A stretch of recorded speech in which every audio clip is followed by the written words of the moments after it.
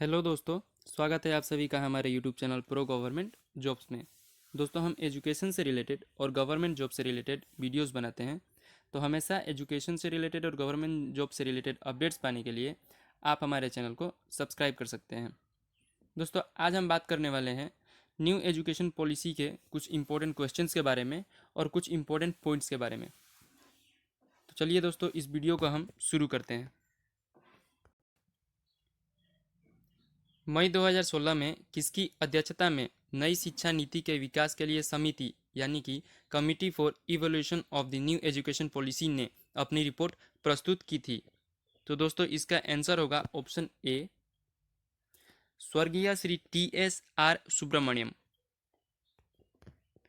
स्वर्गीय श्री TSR सुब्रमण्यम पूर्व cabinet सचिव की अध्यक्षता में नई शिक्षा नीति के विकास के लिए committee for evolution of the new education policy ने मई 2016 में अपनी रिपोर्ट प्रस्तुत की थी और इसके आधार पर मंत्रालय ने कुछ input draft national education policy 2016 के लिए तैयार भी किए थे। नेक्स्ट क्वेश्चन देखते हैं, क्वेश्चन नंबर 2। NEP 2020 के अनुसार वर्तमान 10+2 शैक्षिक मॉडल को एक नए शैक्षिक पाठ्यक्रम प्रणाली के आधार पर विभाजित करने की बात कही गई है। वह नई शैक्षिक पाठ्यक्रम प्रणाली क्या है? तो दोस्तों, इसका सही आंसर होगा ऑप्शन बी, 5+3+3+4। NEP 2020 के अनुसार वर्तमान 10+2 शैक्षिक मॉडल के को क्रमशः 3 से 8, 8 से 11, 11 से 14 और 14 से 18 वर्ष की आयु के अनुसार एक नई शैक्षिक पाठ्यक्रम को 5+3+3+4 प्रणाली के आधार पर विभाजित किया गया है। नेक्स्ट क्वेश्चन देखते हैं। राष्ट्रीय शिक्षा नीति 2020 में शिक्षक को किस कक्षा तक मातृभाषा अथवा स्थानीय या क्षेत्रीय भाषा में पाठ पढ़ाने पर बल दिया गया है? तो दोस्तों, इसका आंसर है सी, कक्षा 5 तक। NEP 2020 में मातृभाषा भाषा अथवा स्थानीय या क्षेत्रीय भाषा को कक्षा 5 तक की शिक्षा में अध्यापन के माध्यम के रूप में अपनाने पर बल दिया गया है। नेक्स्ट क्वेश्चन देखते हैं। किस वर्ष तक अध्यापन के लिए न्यूनतम डिग्री योग्यता 4 वर्षीय एकीकृत B.Ed डिग्री का होना अनिवार्य किया जाएगा? तो दोस्तों, इसका सही आंसर है ऑप्शन डी, 2030। 2030 तक अध्यापन के लिए न्यूनतम डिग्री योग्यता 4 वर्षीय एकीकृत B.Ed डिग्री का होना अनिवार्य किया जाएगा राष्ट्रीय शिक्षा नीति 2020 के अनुसार। नेक्स्ट क्वेश्चन देखते हैं। निम्नलिखित में से कौन जून 2017 में नवगठित ड्राफ्टिंग NEP 2020 के अध्यक्ष थे? तो दोस्तों, इसका सही आंसर है ऑप्शन बी, डॉक्टर के कस्तूरी रंगन। प्रख्यात पूर्व इसरो प्रमुख डॉक्टर के कस्तूरी रंगन की अध्यक्षता में जून 2017 में नई शिक्षा नीति के निर्माण के लिए एक समिति का गठन किया गया था, जिसने 2019 में राष्ट्रीय शिक्षा नीति का मसौदा प्रस्तुत किया था। नेक्स्ट क्वेश्चन देखते हैं। राष्ट्रीय शिक्षा नीति 2020 के अनुसार उच्च शिक्षण संस्थानों में सकल नामांकन अनुपात ग्रोस एनरोलमेंट रेशियो को कितना प्रतिशत बढ़ाने का लक्ष्य रखा गया है? तो दोस्तों, इसका सही आंसर होगा ऑप्शन डी, 50%। राष्ट्रीय शिक्षा नीति 2020 के अनुसार उच्च शिक्षण संस्थानों में सकल नामांकन अनुपात ग्रोस एनरोलमेंट रेशियो को 50% तक करने का लक्ष्य 2035 तक रखा गया है। इसके साथ ही देश के उच्च शिक्षण संस्थानों में 3.5 करोड़ नई सीटों को जोड़ा जाएगा। नेक्स्ट क्वेश्चन देखते हैं। NEP 2020 में MHRD द्वारा किस संगठन की स्थापना की मांग की गई है? तो दोस्तों, इसका सही होगा answer option C, national research foundation.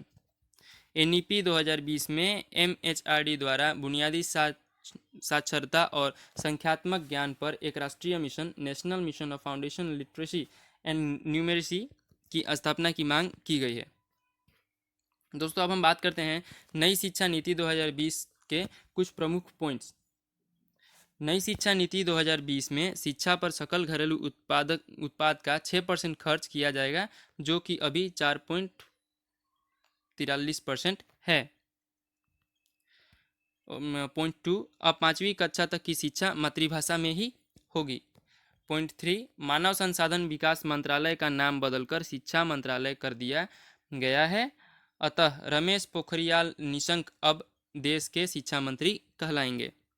Point 4, law और मेडिकल एजुकेशन को छोड़कर समस्त उच्च शिक्षा के लिए एक एकल निकाय के रूप में भारत उच्च शिक्षा आयोग HECI का गठन किया जाएगा, अर्थात उच्च शिक्षा के लिए एक सिंगल रेगुलेटर रहेगा। उच्च शिक्षा में 3.5 करोड़ नई सीटें जोड़ी जाएंगी। पॉइंट 5, छठी क्लास से वोकेशनल कोर्स शुरू किए जाएंगे। इसके लिए इच्छुक छात्रों को छठी कक्षा के बाद से ही इंटर्नशिप कराई जाएगी।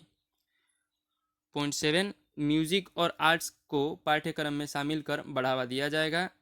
पॉइंट 8, ई पाठ्यक्रम को बढ़ावा देने के लिए एक राष्ट्रीय शैक्षिक टेक्नोलॉजी NETF बनाया जा रहा है, जिसके लिए वर्चुअल लैब विकसित की जा रही है। पॉइंट 9, वर्ष 2030 तक उच्च शिक्षा में फीसद सकलन नामांकन अनुपात GER ग्रोस एनरोलमेंट रेशियो 50% तक पहुंचाने का लक्ष्य है, जो कि वर्ष 2018 में 26.3% ही था। पॉइंट 9, नई शिक्षा नीति 2020 का सबसे महत्वपूर्ण पॉइंट है। मल्टीपल एंट्री और एग्जिट सिस्टम लागू होगा। अभी यदि कोई छात्र 3 साल इंजीनियरिंग पढ़ने या 6 सेमेस्टर पढ़ने के बाद किसी कारण से आगे की पढ़ाई नहीं कर पाता है तो उसको कुछ भी हासिल नहीं होता है, लेकिन अब मल्टीपल एंट्री और एग्जिट सिस्टम में 1 साल के बाद पढ़ाई छोड़ने पर सर्टिफिकेट, 2 साल के बाद डिप्लोमा और 3-4 साल के बाद पढ़ाई छोड़ने के बाद डिग्री मिल जाएगी। इससे देश में ड्रॉप आउट रेशियो कम होगा। पॉइंट 10, अगर कोई छात्र किसी कोर्स के बीच में छोड़कर दूसरे कोर्स में एडमिशन लेना चाहे तो वो पहले कोर्स से एक खास निश्चित समय तक ब्रेक ले सकता है और दूसरा कोर्स ज्वाइन कर सकता है, और इसे पूरा करने के बाद फिर से पहले वाले कोर्स को जारी रख सकता है। पॉइंट 11, अभी सेंट्रल यूनिवर्सिटीज़, डीम्ड यूनिवर्सिटीज़ और स्टेट अलोन इंस्टीट्यूट्स के लिए अलग अलग नियम हैं। नई एजुकेशन पॉलिसी 2020 में सभी के लिए समान नियम होंगे। पॉइंट 12, देश में शोध और अनुसंधान को बढ़ावा देने के लिए अमेरिका के NSF की तर्ज पर एक शीर्ष निकाय के रूप में नेशनल रिसर्च फाउंडेशन की स्थापना की जाएगी। NRF की स्थापना का मुख्य उद्देश्य विश्वविद्यालयों के माध्यम से शोध की संस्कृति को बढ़ावा देना है। यह स्वतंत्रता रूप से सरकार द्वारा एक बोर्ड ऑफ गवर्नर्स द्वारा शासित होगा और बड़े प्रोजेक्टों की फाइनेंसिंग करेगा। तो ये थे भारत की नई शिक्षा नीति के बारे में कुछ महत्वपूर्ण बिंदु। उम्मीद है कि इस शिक्षा नीति से देश में रोजगार परक शिक्षा को बढ़ावा मिलेगा और रटकर पढ़ने की संस्कृति से बच्चों को छुटकारा भी मिलेगा। दोस्तों, आज के वीडियो में बस इतना ही। मिलते हैं नेक्स्ट वीडियो में।